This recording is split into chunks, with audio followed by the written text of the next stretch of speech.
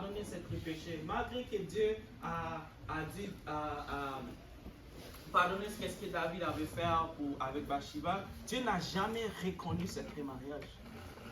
C'est quand tu regardes dans Matthieu 1,6, la Bible dit Obed engendra Isaïe, Isaïe engendra David, le roi David engendra Salomon de la femme d'Uri. Dieu n'appelle pas ça la femme de David, il appelait ça la femme d'Uri, l'homme qu'il avait tué. Dieu n'a jamais reconnu cela comme quelque chose, malgré qu'il a pardonné ce péché-là, c'est quelque chose, ça reste quand même la femme d'Uri, malgré la mort. Une chose que je vous conseille aujourd'hui, c'est vraiment faire attention. Tu sais, les péchés frappent à ta porte. On est tous des hommes de 12 ans jusqu'à 30 ans et plus, mais c'est les mêmes choses qui nous luttons depuis. Il n'y a rien qui s'est changé. Peut-être la technologie s'est changée, la vitesse du Wi-Fi s'est changée, mais c'est les mêmes péchés. Depuis l'âge avec David jusqu'à aujourd'hui. Soyons réels. Soyons réels. Fuir les péchés, et non seulement fuir le péché, demande de l'aide. Demande de l'aide. Peut-être ceux qui me connaissent peuvent m'approcher, ceux qui sont à l'aise, mais trouve quelqu'un que tu peux te confier avec. Trouve quelqu'un qui pas tes amis qui vont t'encourager à faire des choses, mais trouve quelqu'un que tu peux t'appuyer dessus, qui va dire je vais prier pour toi.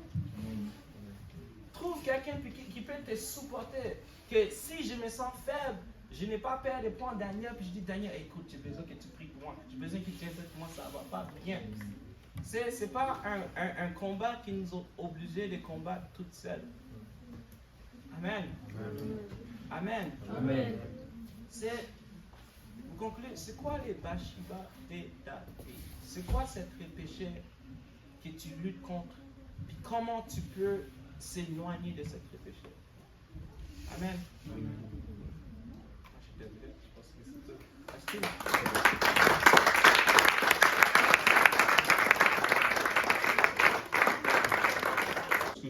tu parles comme tu tiens le même langage. Et une autre histoire, c'est l'histoire de Daniel. Daniel, vous connaissez tous son histoire. Dans Daniel chapitre 1, tous les à partir du verset 17 jusqu'au verset 11 au verset 17, ça nous dit que Daniel était à Babylone. Étant en Babylone, Daniel était dans une terre étrangère. Mais Daniel savait qui il était. Daniel a gardé son identité. Si tu étais à la place de Daniel, qu'est-ce que tu aurais fait? Est-ce que tu vas garder ton identité ou est-ce que tu vas essayer de te mélanger avec des amis? Daniel, ce qu'il a fait quand il était en Égypte, vous connaissez son histoire, la Bible dit que quand on l'a même servi, Daniel a dit non, il savait que ses viandes étaient statuées aux idoles. Il savait qui il était. Et Dieu l'a béni. Si vous lisez le verset 7, si je ne me trompe pas, la Bible dit que, dans le verset 17, la Bible dit que Daniel, quand Daniel avait résolu dans son cœur, il a dit, je suis dans une terre étrangère, je ne veux pas faire cela. Et quand la Bible dit que Daniel a résolu dans son cœur, Dieu l'a béni ensuite. Si j'étais à la place de Daniel, si j'étais à la place de Joseph, qu'est-ce que j'aurais fait? Est-ce que je suis le même Moria qui chante à l'église, qui court quand tout le monde court? Est-ce que je suis le même Moria qui crie Alléluia, qui va à l'hôtel, qui prie? Quand je suis au travail, est-ce que j'ai la même identité? Donc, ça c'est vraiment ce que j'avais à cœur de partager avec vous. Qui es-tu quand tu es au travail? Qui es-tu quand tu es à l'école? Quelle est ton identité? Tu dois te poser cette question. Est-ce que mes amis, est-ce que mes collègues peuvent voir Jésus en moi? Est-ce que la vie que je mène à l'église, c'est la même vie que je mène à l'école? Est-ce que la vie que je mène à l'église, c'est la même vie que je mène au travail? Quelle est ton identité? Quelle est ton identité? Est-ce qu'on peut tous le dire? Quelle est mon identité? Quelle est mon identité? Dis à ton voisin, quelle est ton identité? Amen. Désolé, je veux.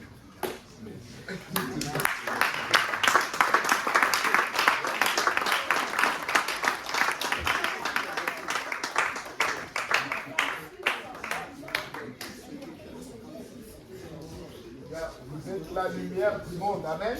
Amen. Vous avez quelque chose de spécial, amen. Et quand il parlait d'identité, ça m'a rappelé quelque chose. Ça m'a rappelé l'histoire de Lot. Ça, c'est l'histoire inverse. Quelqu'un qui a perdu justement son identité. Que quand il est allé à Sodome et Gomorrhe, il était rendu comme eux.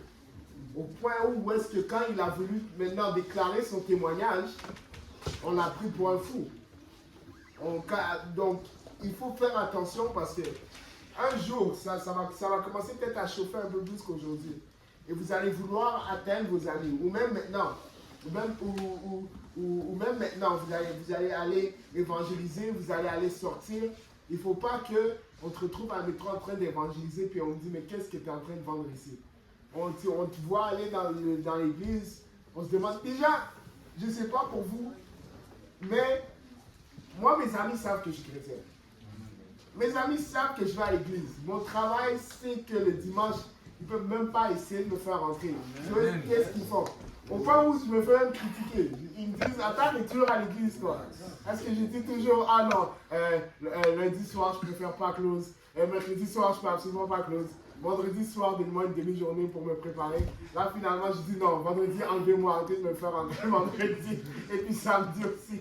Samedi, après-midi, j'ai des répétitions. Oh, t'as une pratique pour ça, t'as une pratique pour ça. Ils disent, mais toi, tu es toujours à l'église. Je dis pas où est-ce que ça fâche même le patron. Ça fâche même le patron. Donc, il faut qu'on sache que vous êtes chrétien. Il faut que vous assumez cette identité. Et il ne faut pas avoir honte. Amen. Il ne faut pas avoir honte. Amen. Amen. Il ne faut pas avoir honte. Moi, je vous donne un défi. La prochaine fois que vous allez à l'école, sortez votre Bible comme ça. Direct. Amenez votre Bible.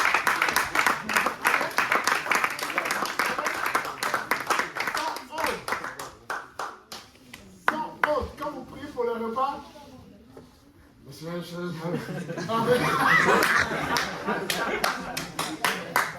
mais, pour être honnête, j'étais comme vous. Moi aussi.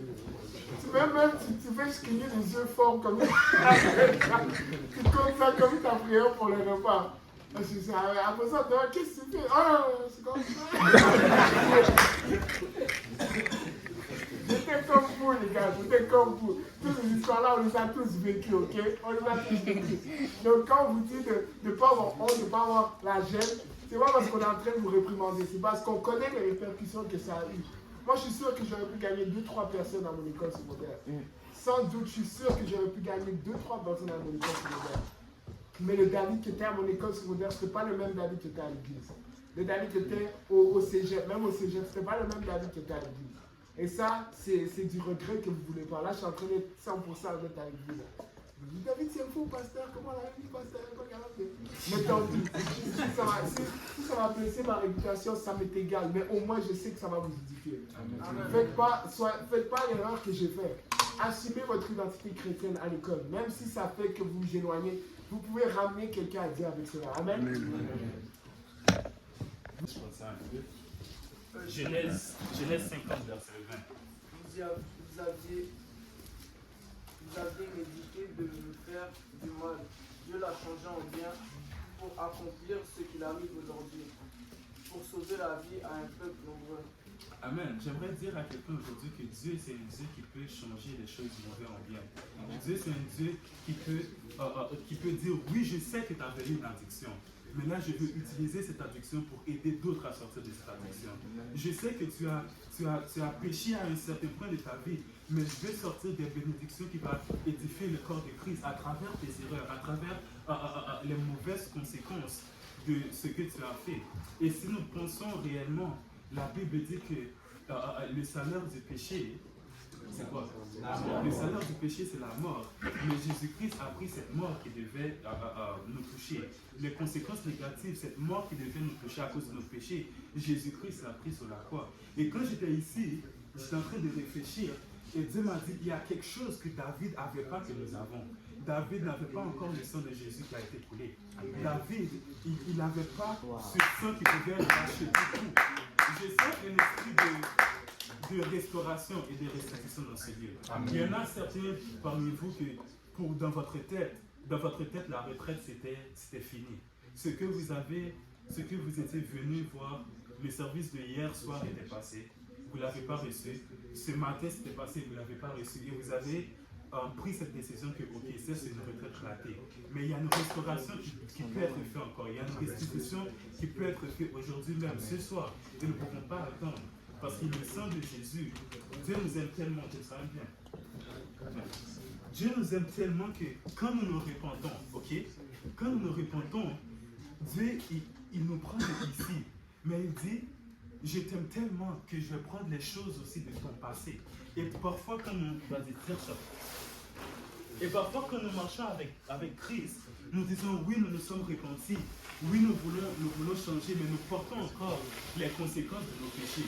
Nous portons encore la mort que nos actes nous ont fait. Mais Dieu, il dit que reste ici, je t'aime tellement que je veux aller dans les choses que tu as fait et sortir quelque chose de bon. Parce qu'il est le Dieu qui transforme les choses de bon.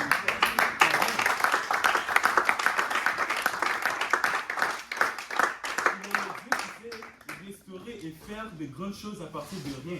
Et pendant que là que tu es en train de traîner ces choses, Dieu dit, attends, reste ici. À partir de tes erreurs, à partir de tes péchés, je vais te bénir. Alléluia. Mon Dieu.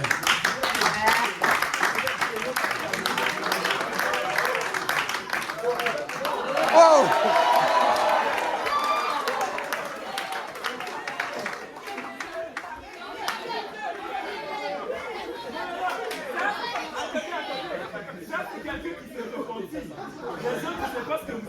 Amen.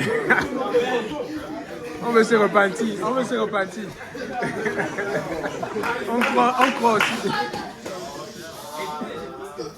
Amen, amen. Il y en a peut-être certains d'entre vous, je ne sais pas ce qui arrive, mais ça se peut que vous ne pouvez même pas jouer dans votre église, ou vous ne pouvez même pas jouer dans les réunions de l'esprit, qu'on vous a coupé pour un instant, ou vous passez à travers des moments difficiles.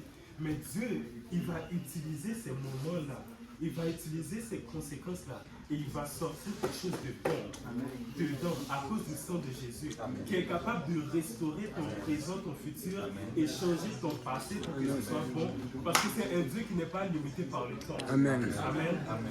Donc, je veux vraiment qu'on prenne cette parole au sérieux et qu'on fasse cette prière, parce que je sens vraiment un esprit de restauration ici. Amen. Parce que oui, il y a des David. Il y a des David qui ont péché avec des Bathsheba. Il y a des gens qui sont tombés. Il y a des gens, comme frère Yannick a dit, ils ont utilisé des choses qui n'étaient pas utiles. Mais à travers toutes ces choses, Dieu veut relever quelqu'un. Dieu veut lui donner 7 fois plus. Dieu veut lui bénir en abondance et restaurer les années, les vies de prière, les relations. Tout qui a été détruit par les sauterelles, Dieu veut donner en abondance. Donc est-ce que nous pouvons faire cette prière ensemble? Amen. Levons-nous ensemble et prions. Seigneur Jésus, nous te disons merci pour ta restauration, Père. Nous te disons merci.